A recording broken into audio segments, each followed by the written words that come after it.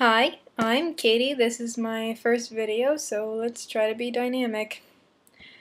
So, I decided to start this vlog because I've always really liked movies. I work in a movie theater, spend all my time either watching movies or listening to reviews of movies, so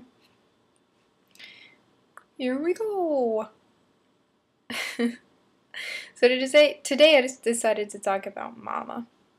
Now, the reason I think that this is a movie that's worth talking about is because it had a lot of potential from my perspective.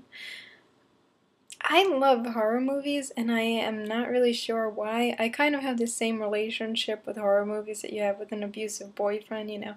You keep going back thinking it's gonna be different this time. And I think that's because it's so easy to create an interesting premise for a horror movie. I mean, when you read the description of just about any horror movie, it makes you want to watch it, but the actual movie never really lives up to expectation. So, I came into Mama thinking that it was directed by Guillermo del Toro, and later found out that he was only a producer. Had I known that, having seen Don't Be Afraid of the Dark, I definitely would have tempered my expectations somewhat. But I went really excited to see Mama, and for the first, I don't know, 20 minutes, I was pretty happy with it. You know? I guess I also had a little bit of vodka in my purse. The children, the premise, like I said, it's easy to create a good horror movie premise. I mean, what's scary? Giant spiders. Yeah, everybody's afraid of giant spiders, but you know, it's all about the execution. So I actually think that the children were a lot creepier than the monster in this movie, or Mama. The younger girl couldn't have been older than like 7 years old, and she did a pretty amazing job of freaking me out and making me not want to have kids. Um, when this movie really starts to fall apart is when they start to show way too much of Mama. And I am not a big fan of CGI, especially not in horror movies, because it really takes me out of the movie. And the more you show it, the worse it is. After a while, I was very aware that I was watching a cartoon of a crazy ghost woman, and that's not very scary. And the don't even get me started on the plot devices. They were so contrived. And I tried to get over that, you know, because as long as the feel is right through the movie, I can sometimes get over the nobody would ever do that with horror movies.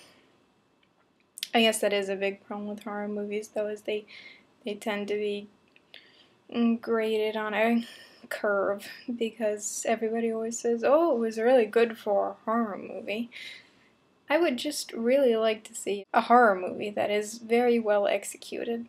And I honestly don't understand why it's so difficult to do that. I mean, I guess when that does happen, it's called a thriller. Well, like I said, the premise of the movie is very creepy. The parents of the two children die in a very grim sort of way, and the children are left alone in the wilderness to fend for themselves, and they're adopted by a sort of ghost creature who they come to call Mama. And these scenes are actually pretty scary, and what makes a good movie is when you're not completely aware that you're watching a movie, when you're just feeling things and you're not aware that you're meant to feel things.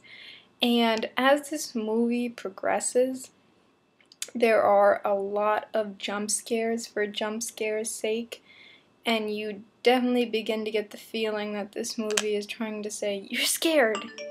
You're scared! Maybe it makes you jump for that 1 second, but it's a really cheap trick and it doesn't stay with you afterwards. This movie had a good beginning, it had a good premise, it was neither scary nor emotionally compelling in the long run.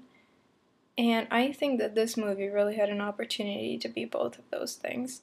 I experience this a lot with horror movies. After the first 20 minutes, they really start to fall apart because it's easy to introduce characters, it's easy to introduce a premise, and then you have to, I mean, it seems a lot with horror movies, they feel like, oh, we've introduced these things and now we have to stretch them out, when really they should be being developed. There's a difference between developing a character and just having a scene when they're one way and then later having a scene where they are different now.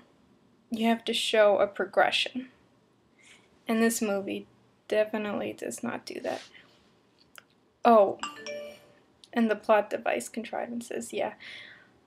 There's a part towards the beginning, after they find the girls, where the aunt really, the rich, I guess we're supposed to think she is a bitch, aunt really wants the kids. The poor uncle on the other side has been looking for them for years, and he really wants them. He's a starving artist. That was the first, I don't know, kind of moment, because you're like, well, if he really does care about them this much, why doesn't he give them to the aunt that can provide for them? He's kind of being selfish.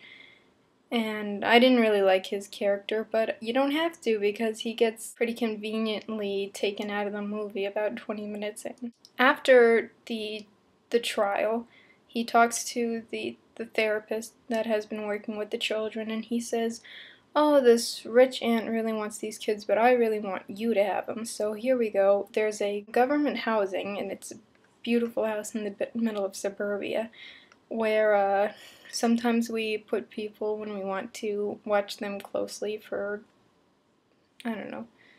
I actually have no idea. Plot contrivance house in the middle of suburbia, where we put people when we want the plot to move forward without any more problems. So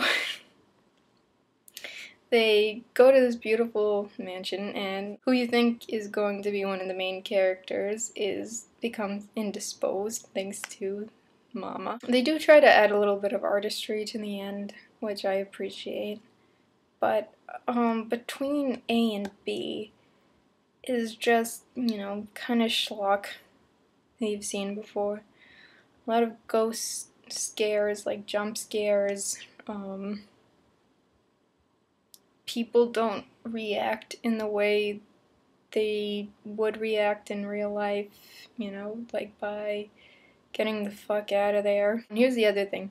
Because they're going to, plot contrivance house, they aren't allowed to tell anybody where they're going, so the female lead can't ask any of her friends for help, I guess, when the crazy shit starts to go down. It doesn't make a whole lot of sense. Why wouldn't you be able to tell your friends where you live, even if you were part of this, I guess it was a government experiment, although they try to gloss over that really quick so that you don't ask too many questions, and I would have let it go if the rest of the movie had been really good. But too many plot holes, too many jump scares, they showed the monster too much.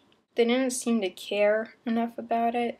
I mean, there were a lot of really good moments in this movie, and I think the best part was definitely the first 20 minutes. After that, you find yourself asking a lot of what questions, and you'll find yourself predicting a lot of the things that are coming. But it had a very original premise, which I appreciate a lot, and it could have been taken so much farther. I don't mind, mediocrity in most circumstances, but if you have the resources and the brains and the time and the opportunity to make something really great, then that really bugs me if you just come out with something mediocre. And that's just what this movie is to me. It's just another horror movie, and it could have been a lot better than that. So, I hope you like this vlog. If you do, like it, comment, whatever you do, And I'm Katie once again, so I'll see you later.